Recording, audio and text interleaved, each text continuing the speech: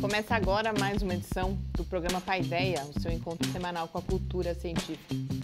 Hoje, além da gente saber o que observar no céu da semana, a gente fala na coluna Mídia e Ciência de como a gente toma decisões sobre assuntos relacionados ao conhecimento científico e tecnológico que estão presentes hoje em dia em quase tudo que a gente faz. Na entrevista, a gente fala sobre paleontologia com o professor Marcelo Adorna Fernandes, do Departamento de Ecologia e Biologia Evolutiva da UFSCar. Fique com a gente.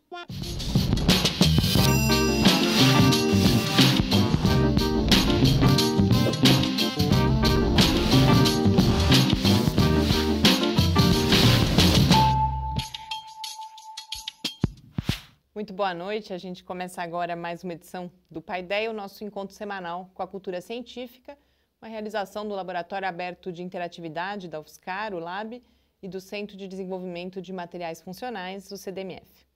A Paideia vai ao ar todas as terças-feiras, às 6 horas da tarde, nas redes sociais e no site do LAB. E para apresentar o Paideia de hoje comigo, já está aqui no estúdio o professor Adilson. Muito boa noite. Boa noite, Mariana. Boa noite a todos que nos assistem em mais um Paideia. Como a gente comentou semana passada, Gustavo está selecionando as equipes brasileiras para as Olimpíadas Internacionais de Astronomia, mas deixou para a gente as dicas do que observar no céu dessa semana. Vamos lá conferir.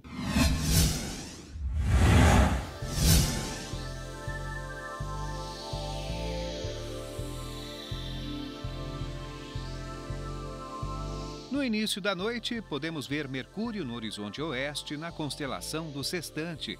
Ele fica visível até às 7 horas. No alto do céu está Júpiter, visível na constelação de Virgem até às 10 da noite. Saturno começa a noite a leste na constelação do Serpentário e fica visível até às 2h30 da manhã. De madrugada, aparece Vênus a leste na constelação de Gêmeos, a partir das 4h30. Na madrugada de 11 para 12 de agosto, ocorre o pico da chuva de meteoros Perseídeos. Essa é uma chuva que é melhor observada do hemisfério norte, mas do Brasil ainda é possível ver alguns meteoros, principalmente nas regiões norte e nordeste. Para observar, olhe para o horizonte norte a partir das 4 da manhã. As constelações inventadas pelo astrônomo francês Nicolas de Lacaille no século XVIII retratam objetos característicos do Iluminismo, período marcado por avanços científicos e também manifestações artísticas. Lacaille criou 14 constelações nas regiões mais ao sul da esfera celeste, inacessíveis aos astrônomos europeus.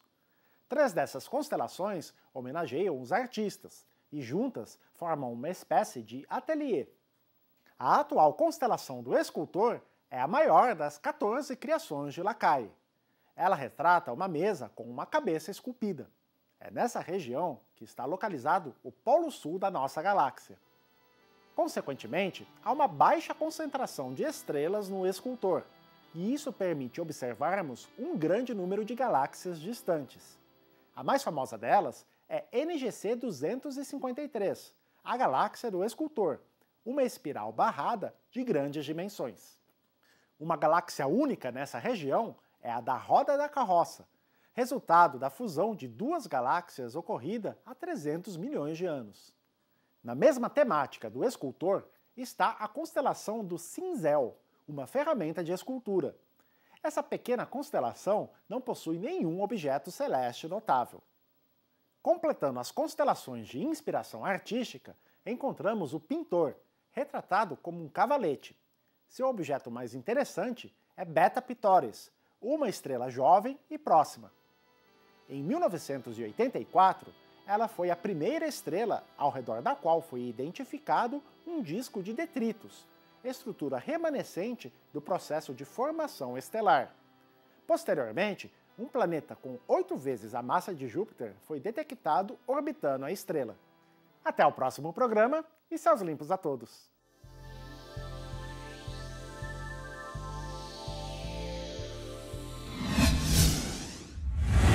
Estamos de volta aqui no Paideia. Um pouco frustrante essa notícia aí da chuva de meteoros que só pode ser vista no hemisfério norte ou para quem estiver no norte e nordeste do Brasil. E esse é um caso semelhante com o que vai acontecer agora em agosto, dia 21 de agosto. A gente vai estar em férias do Paideia, mas a gente vai ter um eclipse total que vai ser bastante especial nos Estados Unidos, porque ao longo de leste a oeste vai ser possível observá-lo, mas aqui no Brasil também, só quem estiver no norte e nordeste. É verdade, porque principalmente o caso dos eclipses, que é a projeção da Lua, né, da sombra da Lua sobre a Terra, porque justamente a gente fica com o Sol, a Lua e a Terra, é só uma pequena parte da Terra que consegue ver.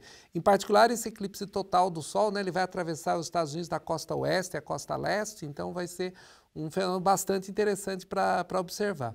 Inclusive porque estão pensando nessa semana do eclipse repetir aquele famoso experimento feito em 29 de maio de 1919, aqui no Brasil, nas Ilhas Príncipes, da medida do desvio da luz quando a luz passa perto de uma estrela, no caso, o Sol, né? Vão repetir esse experimento, que é uma coisa que foi bastante marcante para provar a teoria da relatividade geral de Einstein. Adilson, a gente deve falar bastante de eclipse nas próximas semanas e nos próximos meses, na verdade, justamente por causa do evento de Sobral. Eu queria que a gente aproveitasse essa oportunidade, você falou bem rapidamente, mas explicar um pouco mais detalhadamente por que acontece um eclipse do Sol. Então, o eclipse do Sol ele acontece com uma conjunção das posições entre a Terra, a Lua e o Sol. Não ocorre um eclipse do Sol todo mês, porque a Lua, ao fazer sua órbita ao redor da Terra, ela é levemente inclinada a cerca de 5 graus em relação ao movimento da Terra ao redor do Sol, que a gente chama plano da eclíptica. Por causa disso, há uma combinação do qual, quando eu tenho a Lua na posição de Lua nova, eclipse do Sol só acontece na Lua nova, há uma combinação quando justamente a Lua cruza esse plano do plano da órbita da Terra e aí encobrindo o Sol. Então, parcialmente, por alguns minutos, a gente pode ver a Lua obstruindo o Sol e aí a gente fica momentaneamente noite durante o dia. Isso dá bem certo porque, curiosamente, o tamanho aparente da Lua e do Sol são mais ou menos os mesmos, em torno de meio grau no céu. Então eles ocupam... Embora o tamanho real seja absolutamente diferente, né? Mas é porque a Lua está muito mais próxima da Terra do que o Sol, né? O Sol está a 150 milhões de quilômetros da Terra e a Lua está a 380 mil quilômetros.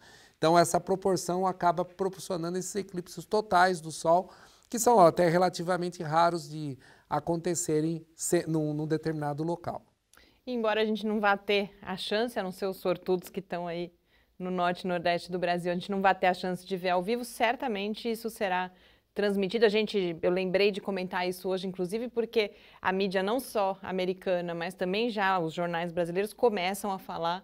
Sem dúvida será um evento muito comentado e muito transmitido aí, as pessoas poderão assistir, né? Ah, sim, o eclipse ele ocorre em diferentes lugares, né? Em diferentes momentos, em diferentes lugares e vai com certeza ser transmitido, ainda mais hoje com as facilidades que existem para isso. E o Céu da Semana, quem quiser rever dessa semana e os outros episódios, basta visitar o site do Lab no www.lab.fiscar.br. Parar de tomar ou seguir a recomendação médica e aguentar o antibiótico até o fim? Editar bebês? Como assim? Meu namorado está com zika. Será que eu posso beijá-lo? Como é que a gente pode buscar respostas a questões como essas? Quando eu me sinto suficientemente informada? Em quem eu confio? Essas são algumas das questões que eu abordo na edição dessa semana de Mídia e Ciência, a partir das notícias publicadas no Brasil e no mundo.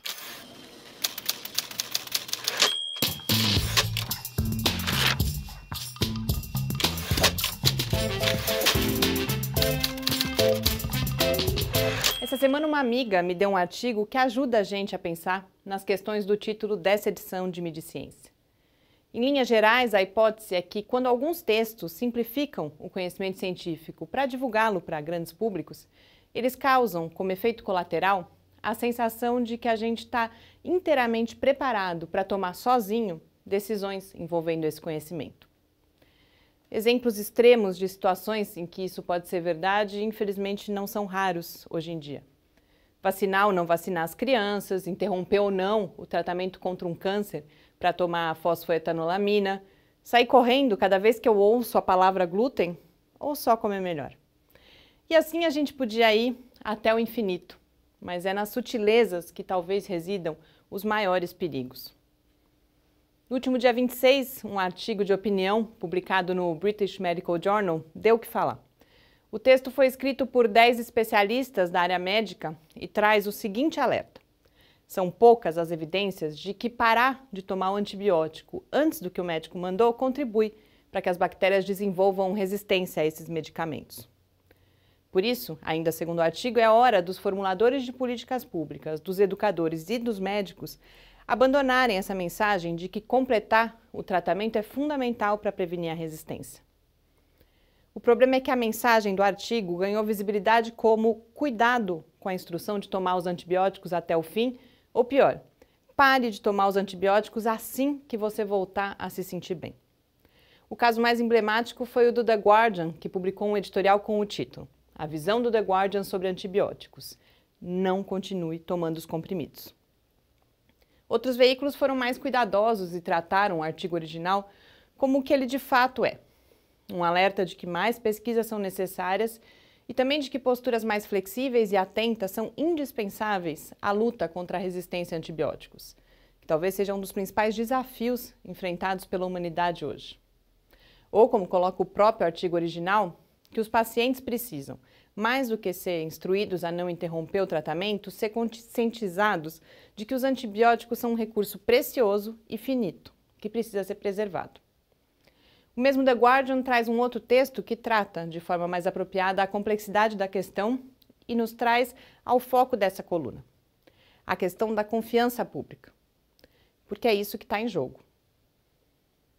A semana teve também como destaque o anúncio de que pesquisadores dos Estados Unidos conseguiram aplicar, pela primeira vez com sucesso, uma técnica para modificar, em embriões humanos, genes responsáveis por doenças. Como bem registra o Globo, os benefícios potenciais são incalculáveis, assim como são incalculáveis as questões éticas e os riscos envolvidos. Isso porque, junto com a possibilidade de combate a doenças ainda antes do nascimento, no horizonte, está a possibilidade do design de bebês, buscando características físicas determinadas. Diante de questões como essas, como a gente se posiciona? Eu não acredito que a gente deva deixar a responsabilidade de escolher para os especialistas, mas eu concordo que a gente deve tomar cuidado para não subestimar a complexidade do conhecimento científico e, em última instância, do mundo em que a gente vive e dos seres que moram por aqui. Por isso é fundamental que estejam disponíveis para todo mundo, mais do que o saber sobre tudo, que obviamente é impossível, mas que estejam disponíveis as ferramentas necessárias para a gente avaliar as nossas fontes de informação e a necessidade de novas fontes, antes da gente tomar qualquer posição, passar por qualquer processo de tomada de decisão. Confira as dicas de leitura lá no site e tenha uma ótima semana.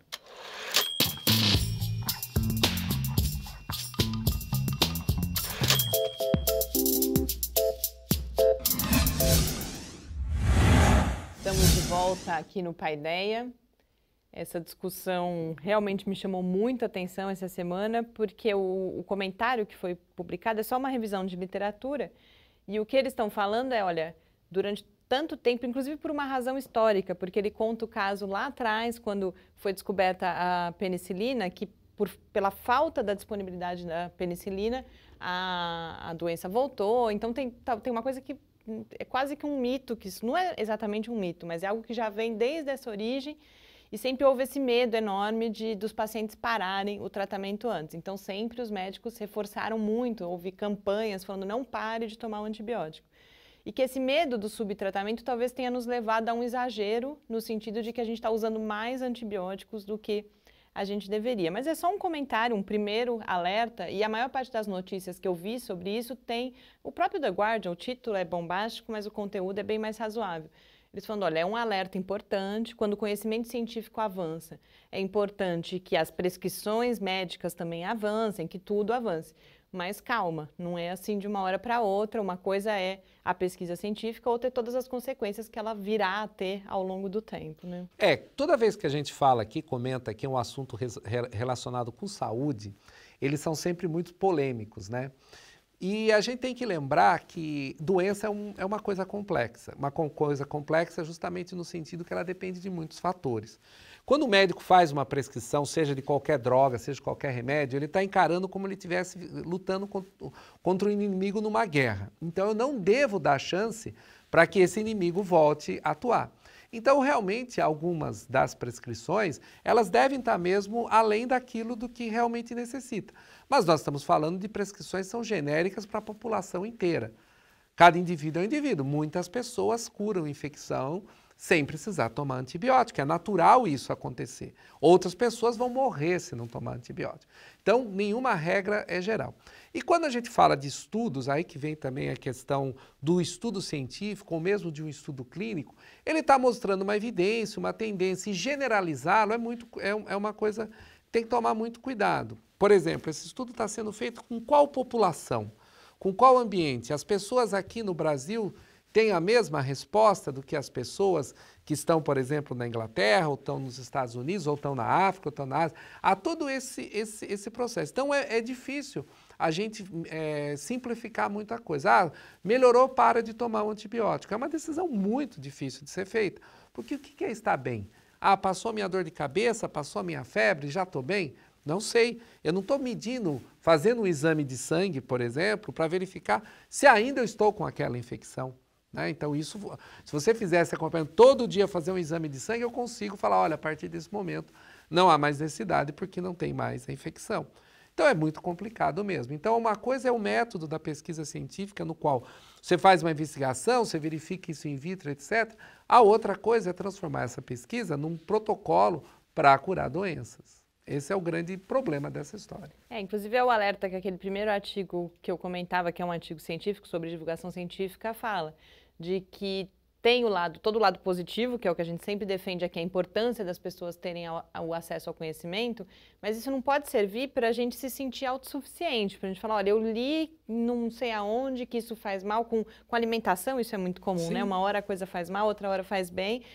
A gente tem que usar esse conhecimento, inclusive, para perceber, e não só usar, as pessoas têm que ser formadas para poder fazer isso. Para saber, bom, eu preciso de mais informação, onde que eu vou buscar mais informação sobre isso, em quem, tem toda uma outra discussão que é feita também, em quem as pessoas confiam. Exatamente. Bom, se aquela pessoa acha que a opinião daquela pessoa é essa, poxa, eu confio nela, então eu tendo a também acreditar nisso e eu vou buscar informações nesse sentido, né? E justamente acaba acontecendo o famoso argumento da autoridade, né? Fulano de tal falou, então vou acreditar. Doutor Ciclano disse que tal remédio faz mal e assim por diante. Então isso é realmente bastante complicado e a gente tem que tomar muito cuidado. Eu acho que os protocolos, uma vez estabelecidos, eles são protocolos de longa data, de longo experimento, de longa verificação. Então, isso a gente não dá para ir tomando decisões muito rápidas. E aí tem o outro lado disso, a gente está falando aqui das questões de saúde, mas aí a gente tem toda a discussão ética, por exemplo, o outro estudo que ganhou muita visibilidade, eu acho importante destacar, porque eu não vi muitas matérias falando isso e eu também não registrei na coluna, os embriões eles foram destruídos rapidamente, então não é nada que vai virar pessoas, né? Não vai ser dado continuidade, mas traz um outro lado da questão, essa discussão também, que é o que eu falo no começo. A gente também, não é só a ciência que fala, nessa questão ética, por exemplo, você tem uma série de outras questões envolvidas, mas para entender a parte científica, a gente claramente não vai ser especialista em engenharia genética, nessas técnicas todas, mas a gente precisa saber como avaliar criticamente se uma determinada informação e se uma determinada fonte é ou não confiável, até para que eu, junto com todas as outras coisas em que eu acredito, possa falar, bom, eu acho que isso deve ser dado continuidade a essas pesquisas, ou não, eu acredito que isso é muito perigoso, a gente pode ter uma tendência ao que eles colocam como design de bebês, tendências eugenistas, né? Exatamente. Toda essa vez que envolve essas questões de manipulação genética, acho que envolve justamente uma questão sobre a ética da ciência, a ética de onde fazer isso. No caso em particular, tratava-se de uma manipulação que removia uma doença cardíaca, né, que a pessoa já nasce geneticamente, então eu poderia remover aquele gene, consertar isso e mais do que isso, aquela pessoa não teria mais chance nem de transmitir isso numa futura geração. Então, quando você olha isso do ponto de vista de evitar um problema, é uma coisa. Agora, realmente a gente ainda não sabe o que significa eu modificar os genes. Mesmo isso aí, foi feita essa modificação de gene, etc., mas a gente não sabe o que acontecerá se isso tem algum outro efeito mais sinergético ainda não observado, porque aquele embrião não foi implantado. Eles demonstraram, olha, é possível ir lá numa sequência de genoma, retirar um gene, implantar um outro e aquele embrião continuar bem, ou seja, eu consigo consertar um pedacinho dele defeituoso. Agora, eu vou deixar... Tudo que pode acontecer depois disso, depois a gente não sabe. Então, eu vou fazer uma criança, agora eu vou encomendar meu filho, que ele seja loiro, alto, de olho azul, quero que ele tenha 1,80 m, etc. Tal. Então, isso, além disso, a gente está muito distante e ainda há o grande problema genético. Bem, a gente sabe muito bem o que acontece com animais, né? Quantas raças de cachorro são bonitinhas, etc. Tal, que foram feitas, não é nem feito manipulação a nível de genoma, mas é feito a nível dos cruzamentos. Né? Você vê quantos defeitos essas raças têm só para elas serem bonitinhas para a gente, só para a gente achar engraçadinho, etc. Mas a gente está muitas vezes provocando certas alterações que prejudicam aquela raça. Tá? Então, imagine isso fazer com seres humanos, então, a consequência que a gente está fazendo. É realmente até um dilema ético mesmo, a própria cura dessa doença, a gente pode até avançar um pouco mais, a gente também está influindo exatamente no próprio processo de evolução. A gente não sabe o que significa isso a longo termo, né? Se a gente faz alguma mudança nessa evolução, o que isso vai ocorrer daqui a alguns milhares de anos na própria espécie humana, se eu faço uma modificação tão profunda assim. A gente vê que o nosso tempo de conhecimento é numa escala ainda pequena, nós falamos de dezenas de anos, a gente sabe essas consequências em algumas centenas de anos ou até milhares de anos, o que leva à própria evolução da espécie. Ou seja, nesses poucos minutos a gente vê de quantas possibilidades a gente falou, e aí tem um dos pesquisadores que coloca isso, estamos ainda muito longe disso de fato ser aplicado, mas portanto isso mostra que é a hora certa da gente começar essa discussão, porque são realmente muitos aspectos que têm que ser levados em consideração. A gente deve voltar ainda a falar muito aqui da CRISPR, que é o nome da técnica, inclusive. Eu só queria ainda comentar rapidamente que nós estamos falando de uma coisa que é pesquisa básica, então consequências éticas a gente deve pensar desde o comecinho na pesquisa básica que a gente está fazendo. A gente não sabe onde aquela pesquisa vai chegar, então ela tem que estar sempre presente para todo o pesquisador, todo cientista, por menos aplicado que pareça aquele estudo que ele está fazendo nesse momento. E agora, para encerrar esse primeiro bloco do programa, a gente acompanha o episódio do Clique Ciência sobre música popular brasileira, com o professor Adélcio Camilo Machado, que é professor do Departamento de Artes e Comunicação da UFSCar.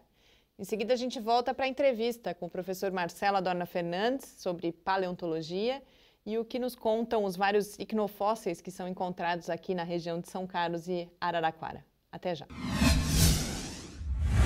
Olá a todos. Meu nome é Adélcio Camilo Machado, sou professor do Departamento de Artes e Comunicações da Universidade Federal de São Carlos e atuo no curso de licenciatura em música aqui na Federal. Eu vou falar um pouquinho para vocês sobre a minha pesquisa na área de música popular brasileira. Recentemente eu defendi a minha tese de doutorado, que se intitula O Lado B da Linha Evolutiva, Nelson Gonçalves e a Má Música Popular Brasileira.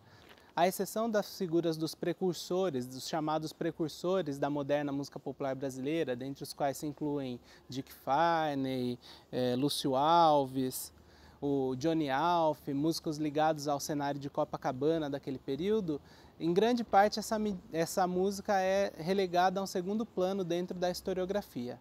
E aí disso se consolida a ideia de uma linha evolutiva da música popular brasileira. Começaria nos anos 30, continuaria só com esses precursores, esses ditos precursores, e depois continuaria na MPB dos anos 60. A minha pesquisa, então, procurou ver o outro lado, a história que não é contada.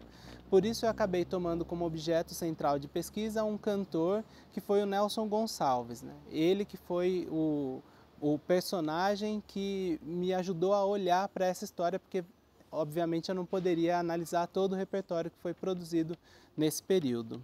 O Nelson Gonçalves possuía atributos vocais que eram muito semelhantes à geração dos grandes cantores, ou daqueles cantores que eram tidos como grandes intérpretes da MPB dos anos 30, como Francisco Alves, Silvio Caldas, Carlos Galhardo.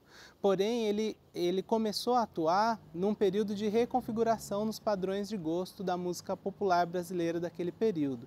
Então, embora ele tivesse aqueles mesmos atributos de uma geração que anteriormente foi considerada como de grandes intérpretes, esses mesmos atributos no período dos anos 40 e 50 já não lhe deram a mesma legitimidade. Então, por exemplo, se a gente escuta o samba-canção 5 Letras que Choram, gravado pelo Francisco Alves, composto pelo Silvino Neto, que é de 1945, a gente ouve, né, a grande potência vocal que esse cantor Francisco Alves tinha e gozava de grande prestígio nesse período. Adeus, adeus, adeus, 5 letras que choram num soluço de dor. O Nelson Gonçalves não fica muito longe disso. Se a gente ouve o tango Hoje Quem Paga Sou Eu, composto pelo Erivelto Martins e pelo Davi Nasser, gravado pelo Nelson Gonçalves em 1956, a gente ouve essa mesma potência sonora, essa voz emitida com grande intensidade, um registro também muito amplo, quer dizer, o Nelson Gonçalves dominava tanto o registro grave quanto o registro agudo, tinha uma ampla extensão. Então, ele, a princípio, em termos de material musical, ele teria o mesmo material do que seu antecessor. Contudo, nesse período começava a emergir um novo tipo de repertório. Se a gente ouve uma canção contemporânea, como, por exemplo, Rapaz de Bem, que foi composto e gravado por Johnny Alf, um pianista que atuava nas boates da Zona Sul carioca, a gente percebe outro tipo de colocação de voz e uma voz muito mais delicada, sem aquela emissão vigorosa, tal qual Nelson Gonçalves e seus antecessores tinham. Você bem sabe, eu sou rapaz de bem, minha onda é do vai e vem, pois com as pessoas que eu bem tratar, eu qualquer dia posso me arrumar, vê se mora no meu preparo. O que é bem interessante é que na construção da tal linha evolutiva da música brasileira, quem entra é Johnny Alf e não Nelson Gonçalves. Então, a partir daí, a gente tem uma história, né, dessa linha evolutiva da música brasileira, na qual entra Francisco Alves com seu vozeirão, entra Johnny Alf com sua voz mais delicada e não entra Nelson Gonçalves.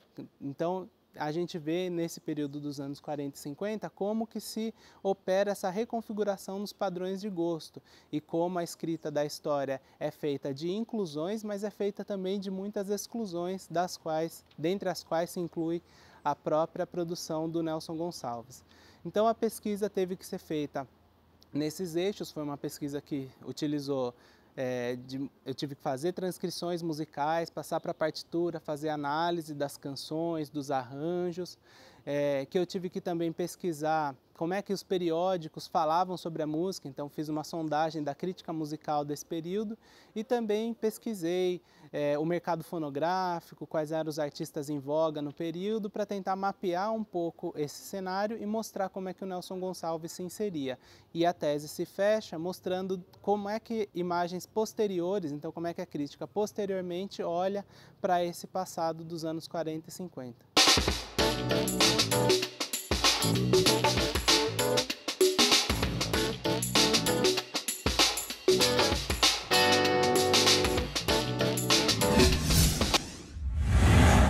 Estamos de volta aqui no Paideia e já com a presença no estúdio do professor Marcelo Adorna Fernandes, que é professor do Departamento de Ecologia e Biologia Evolutiva da UFSCar.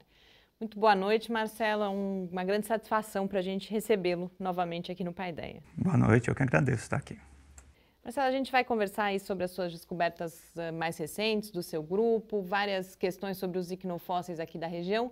E aí a gente vai falar muito de umas placas de arenito e também algumas denominações que talvez não sejam familiares para a maior parte das pessoas, como a Formação Botucatu, a Bacia do Paraná.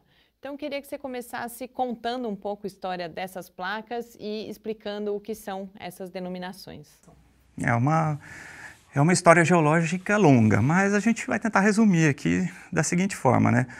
Esse material que nós temos em exposição nas vias públicas das cidades, né, que são os arenitos que compõem aí o calçamento, né, da maior parte das cidades do interior paulista, eles são provenientes, esse material é proveniente de uma pedreira, ou de várias pedreiras na época, e agora uma ou duas ainda estão em atividade extraindo esse material, né, de arenito. Então, essa rocha arenito, ela é formada pelo endurecimento, pela assim, litificação que a gente fala, né, tecnicamente, da areia de um grande deserto. Esse imenso deserto que existiu aqui na nossa região, ele é mais ou menos da época que a gente considera assim, final do período Jurássico e início do período Cretáceo. É quando os continentes do sul, chamado Gondwana, estavam juntos ainda, né? Então a gente tem um grande bloco continental onde a África, América do Sul, Austrália, Antártida ainda ocupavam um grande bloco continental, né? E o interior desse bloco continental era muito seco, árido. A umidade do oceano não chegava até aqui, chovia muito pouco, provavelmente, né?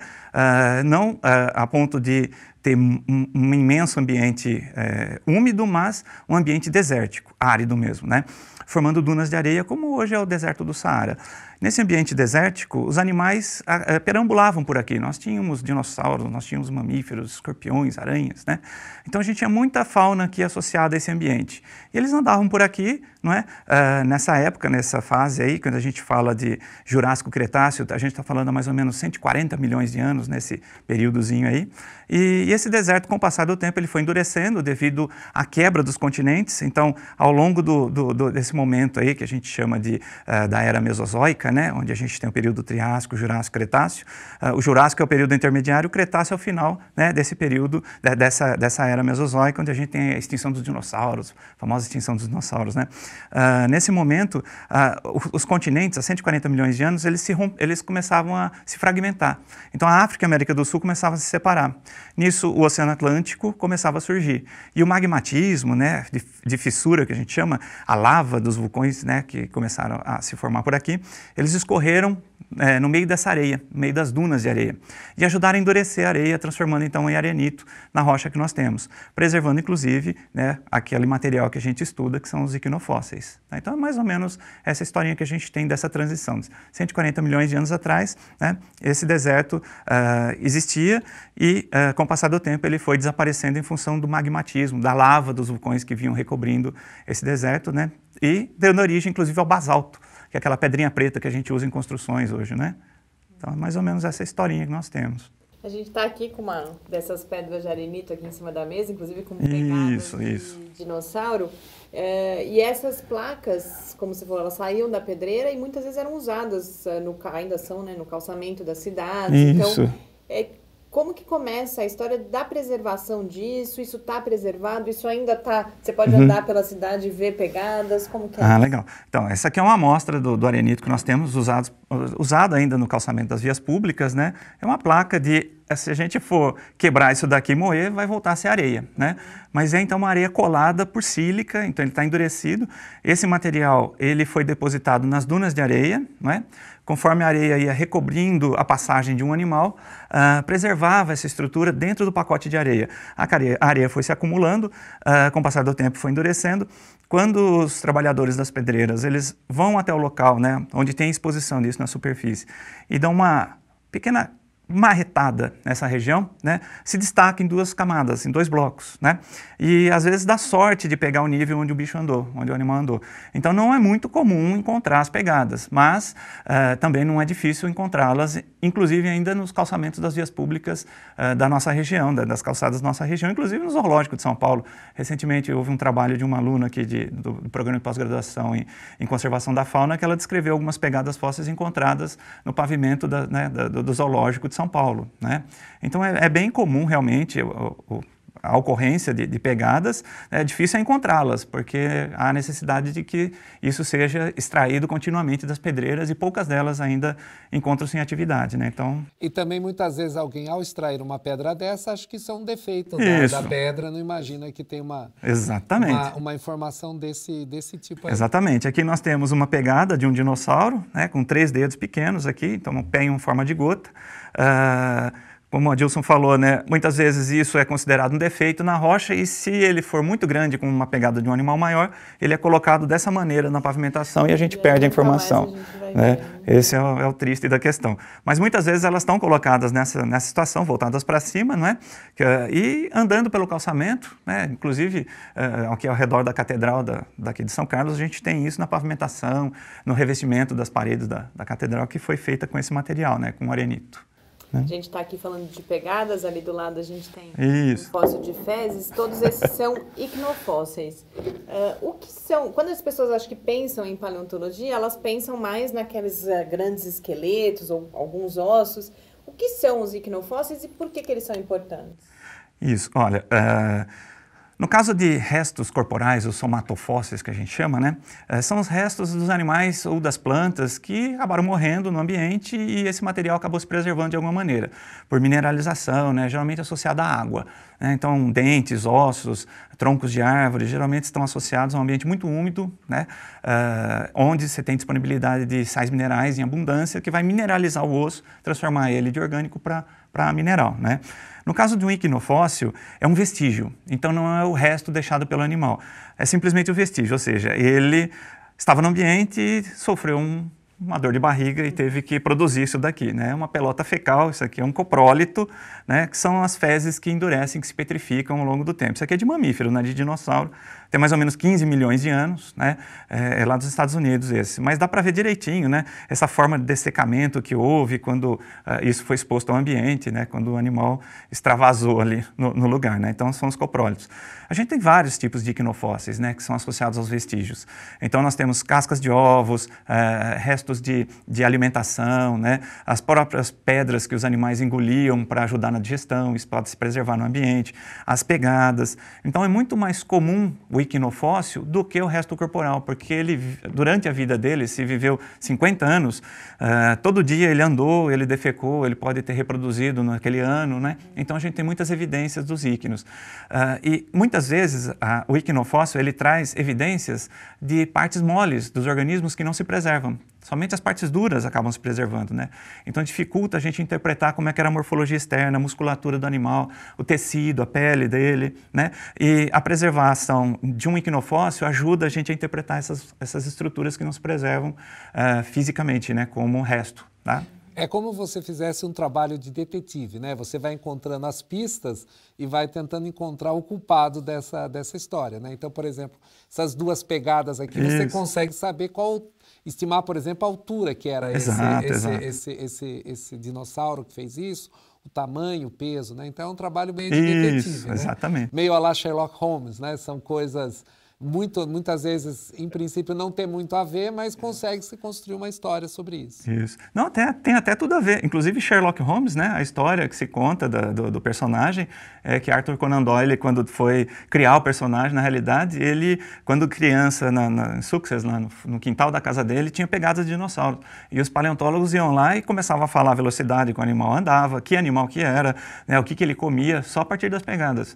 Então, isso gerou, né, no imaginário do Arthur Conan Doyle a possibilidade de criar o personagem em função, né, de buscar essas evidências de o produtor da pegada. Então, o culpado de quem deixou a pegada ali, né?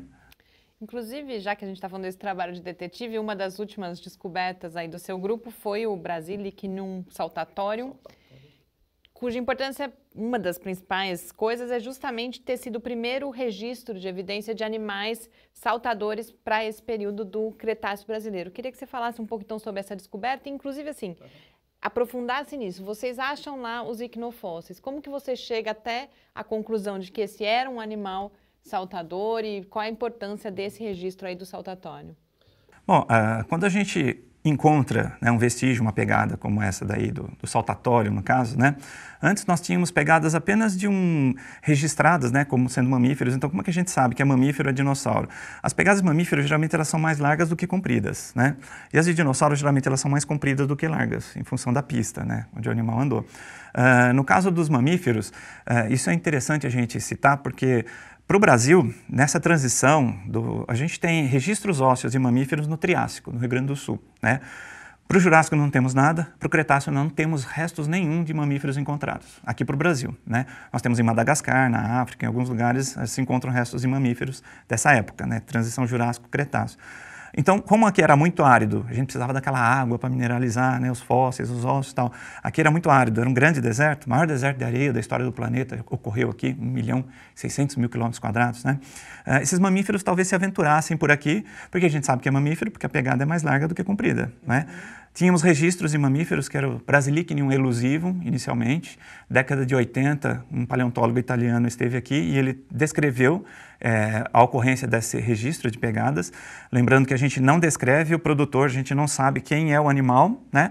A gente sabe a que grupo pertence e a gente sabe o tipo de pegada que ele deixa. Esse tipo de pegada é que a gente vai descrever e vai dar um nome para ela, né? No caso, o Brasilichnium elusivum faz alusão a um iquinogênero brasileiro, ou seja, faz alusão a um vestígio brasileiro de mamífero, né? Mas nós não temos o produtor ainda, na década de 80, 1981.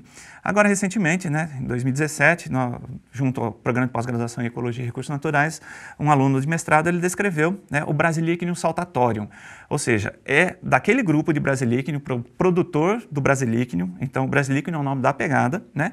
O produtor daquela pegada provavelmente fez também as pegadas do saltatório, só que de uma forma diferente de locomoção. Enquanto numa forma que a gente chama de cursorial, que é aquele caminhar contínuo, né, de um animal migrando, de um animal simplesmente se deslocando, agora passa a ser uma forma saltatorial, de um animal que vai ter uma forma de locomoção diferenciada para a época, né? Como a gente tem coelhos que saltam hoje, da mesma forma, só que os coelhos são muito recentes, eles são do Cenozoico, né? Não haviam coelhos naquela época dos dinossauros, onde existiram com os dinossauros. Então, essa forma de locomoção em saltos vai indicar para a gente o quê? Que era um animal que se adaptou evolutivamente à predação, porque ele desenvolve uma velocidade muito maior, né? Era um animal que se adaptou a condições áridas no ambiente desértico, que ele vai se distanciar e permanecer muito menos tempo em contato com o substrato mais quente, né? Então são possibilidades que a gente tenta inferir que o resto não nos dá essa possibilidade, né? Que são os ossos. Porque a gente não sabe, através dos ossos, se, por meio dos ossos, né, se ele andava em bandos, né, se tinha hábito gregário, era solitário, se ele estava caçando, se ele não estava caçando, simplesmente é um osso, né? Mas as pegadas deixadas no pavimento, no ambiente, vai indicar para a gente se ele tinha hábito gregário, se ele estava solitário, se ele estava caçando, se ele não estava, né? Se ele estava saltando, inclusive. Então, são essas possibilidades que a gente chama de paleoautoecológicas, né? Para a gente poder inferir sobre um pouco da ecologia desses organismos do passado, né? Outra coisa que vocês constroem um pouco, já está nisso que você coloca, são cenários de vida mesmo, né? Você pode inferir, inclusive, que paisagem era aquela, como ele se alimentava, tudo isso. Como que se chega a essas conclusões também? A gente associa a geologia com a biologia, né? Então, a paleontologia é interessante por causa disso. A gente consegue associar várias ciências, né? Física mesmo, astronomia, né? No ambiente, no contexto. Então, quando a gente tem uma rocha de origem desértica, então a gente já vai prevendo como é que é o ambiente, né? A presença desses organismos, a ocorrência de pingos de chuva esporádicos, né? A mineralização de alguns grãozinhos de ferro e manganês que estão associados ali, tudo isso vai ajudar a gente a contar um pouco da história ambiental, né? Feito isso, a gente passa então para o processo da reconstrução, não só paleoambiental, mas do paleoorganismo, né? Como que a gente chega à possibilidade de que o animal teria uma forma fusiforme do focinho, se ele teria cauda ou não, né? Por exemplo, as caudas não são preservadas, pelo menos na forma de locomoção, nesses ambientes. Então, se ele tem cauda, seria mais elevado. Ele tem 4 dedos preservados na pegada aqui. Acho que eu posso mostrar, né, a fotografia aqui, né? Essa fotografia é do Brasilichnium elusivum, uma delas aqui, né? Essa pequenininha aqui, se a gente for ampliar, depois a gente pode observar que ela tem 4 pegadas, né? As 4 pegadas aqui, né? As 4 pegadas, os 4 dedos, né? Que a gente tem preservado. Então vai indicar para a gente que o animal, se tivesse 5 dígitos, né? Provavelmente esse 5º dígito seria elevado como pezinho de um cachorro hoje em dia, né? Então, baseado na morfologia das pegadas, a gente já começa a inferir como é que era o organismo. Só que a gente precisa ter o resto para ajudar. O osso. Não temos no Brasil. Como é que a gente vai fazer? Nós comparamos com ocorrências de mamíferos da mesma época, de 140 milhões de anos, em outros lugares do mundo. Então, Madagascar, na China, né, na Mongólia, né? As ocorrências desses organismos mostram como é que era o esqueletinho. Então, achado uma mandíbula, achado um dentinho, achado um fêmurzinho ali. Com isso, sabe-se que os animais eram pequenos, bate com nessa descrição, porque as pegadinhas aqui têm 2 centímetros, 2,5 centímetros. São bichinhos bem pequenininhos para esse ambiente. Mesmo porque se fossem grandes, os dinossauros comiam, né? Então eles tinham que se esconder aí. Então, outra característica evolutiva do grupo, né? Dos mamíferos. E aí, baseado então nessas ocorrências fósseis de outras localidades do mundo para a mesma época, a gente chega à forma. A cor é aquela história, é no achismo. Não, é baseado também na comparação que a gente tem hoje de bichos de deserto, né? Os animais de deserto hoje, eles têm uma coloração que mescla um pouco com o ambiente, tanto para ele poder caçar, né? Se misturar com o ambiente, como para não ser caçado, né? Então, é baseado nisso que a gente tem essas reconstruções. E como é que é estimado essa época? É por causa do corte geológico do local? Isso. Que isso aqui é, quanto que é a idade mesmo? 140 milhões de anos. 140 milhões é o de início, anos. 130, 140 milhões de anos. A gente estima que seja isso pelo fato do basalto ser datável, né?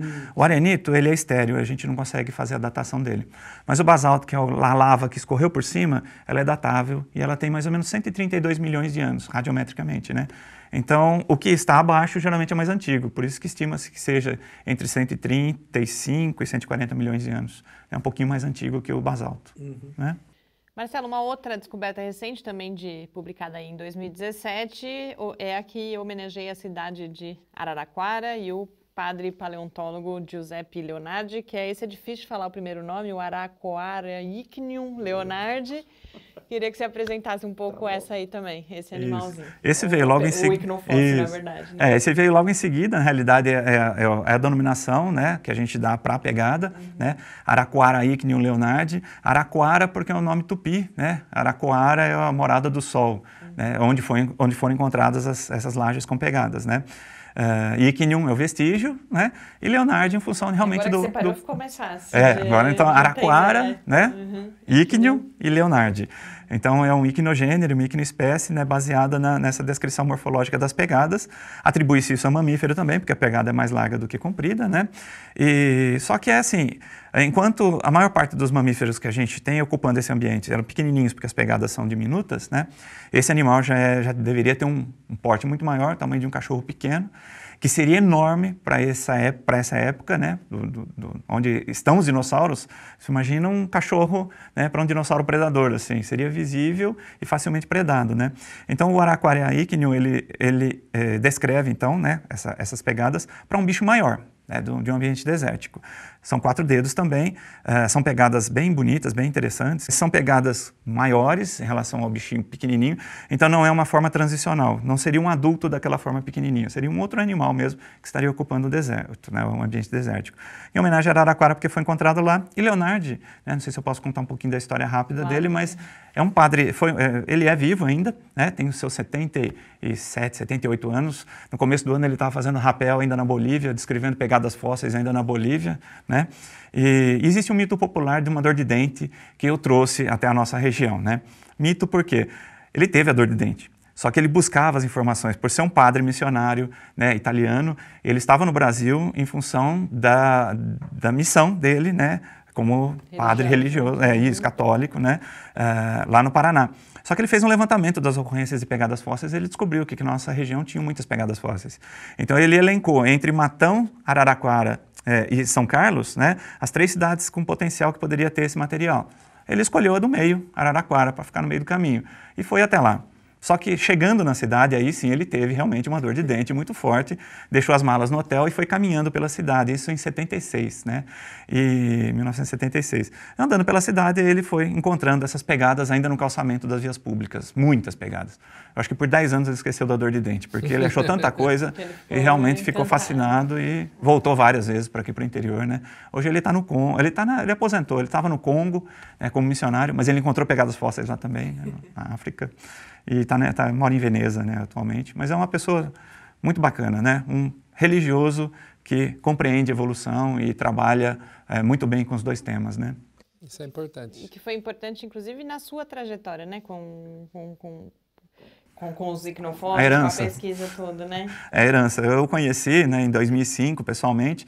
Tinha contato só por carta, né? Na época era carta, não tinha nem e-mail, né? Mas em 2005 eu conheci pessoalmente. Ele me passou todo o material que ele... cadernetas de campo, né? Material que ele pudesse estar disponibilizando sobre essa nossa região, ele me passou. Então eu fui meio que herdeiro do trabalho que ele começou, né? E hoje a gente passa essa herança à frente, porque nossos alunos já estão fazendo também muitos trabalhos relacionados a esse material. Você trouxe também um livro, vocês estão tem um lançamento? Dia 30 agora lá na Unirio, esse livro aqui ele vai ser lançado, ele foi organizado por um paleontólogo especialista em coprólitos, Paulo Souto, né? E eu contribuí com alguns capítulos aqui, um sobre urólitos, que são as urinas que podem se preservar, e pegadas fósseis também, né? Ele foi impresso pela Letra Capital, né? Uma editora lá do Rio de Janeiro, e agora dia 30 desse mês vai ser... O nome é Ichnologia de Paleovertebrados. Né? A gente tem também o podcast, então a gente está hoje mostrando um monte de coisa aqui para os nossos ouvintes também que se interessarem poderem ter a informação. Como a ichnologia ela é ampla, existe para vegetais, para invertebrados, aí como no nosso caso a gente especializou em invertebrados, né? Então são 3 autores, um sobre ovos fósseis, sobre coprólitos e sobre pegadas, né? Então esse livrinho aqui traz um pouquinho de cada um desse conteúdo, né? Marcelo, nosso tempo está terminando aqui. Para quem quiser, eu sei que são muitos anos de pesquisas, muitas placas de arenito. Para quem quiser aqui, ou é da região, ou quiser vir até a região para conhecer, elas estão expostas, né? Isso. O filé mignon, por assim dizer, né, desse material da nossa região, ele está exposto à visitação pública, gratuitamente, no Museu da Ciência aqui de São Carlos, né? O professor Mário Tolentino. Fica no centro da cidade. Então, existem vários tipos de pegadas, dinossauros carnívoros, herbívoros, de artrópodes, invertebrados, né? Escorpiões, aranhas, insetos, mamíferos, o próprio saltatório, o próprio araquaricnium está lá também, né? Além disso, existem outros fósseis e uma réplica de um esqueleto bem bonito também, de um dinossauro brasileiro, um abelisauro, né? Que a gente tinha aqui também. Tá em exposição lá no museu, aberto à visitação pública. Quem quiser visitar o Museu de Ciência de São Carlos fica na Praça Coronel Salles, sem número, e o telefone é o 16-3307-6903. Marcelo, muito obrigada por mais essa oportunidade da gente conversar. Pela primeira vez, você que já veio várias vezes no Paideia, agora pela primeira vez também em vídeo. Foi um enorme prazer, espero que você volte muitas vezes. Eu que agradeço, né, pela oportunidade de divulgar nosso trabalho também, viu? Obrigado. Esse Paideia fica por aqui, a gente volta na próxima terça-feira às 6 horas da tarde. Mas você pode acompanhar o Lab também no Facebook, no Twitter ou falar com a gente pelo e-mail cliqueciência@ufscar.br. Muito boa noite. Boa noite a todos. Boa noite.